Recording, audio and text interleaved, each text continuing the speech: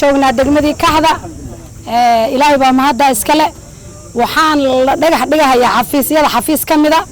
oo ma garanaysa aad muctaad loo baahnaa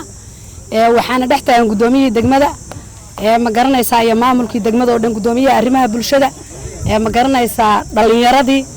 annagoo bulshadii degmada Kaxda ah horumarka ma garanaysa xafiisyada iyo kordhinta degmada ayaan u taaganahay degmaduna xawaali fiican waxay ku socotaa xawaaro fiican ilaahay idankiisa waxaan rabnaa dawladda federaalka adeerkay baa ka hadlay wax badan baan u baahanahay waxaan u baahanahay dawladda federaalka jidadkan ku dhimanay gabdhaha anagu mar walba oo mur raacaan rafaad baan ku qabnaa waxaan ka codsanaynaa dawladdanada dhexe oo farmaajo ugu horeeya madaxweynaha naga dalka inuu soo fiiriyo waxaan nahay dad muctaad ah waxaana waay horumarkii degmadan wadnaa xafiiskan maanta waa la dhax dhigayaa ma garanaysa dadka oo dhan waa diyaar degmaduna waa nabadgeliyo ilaahay baana nabadna siiyo ilaahay baana mahad iska leh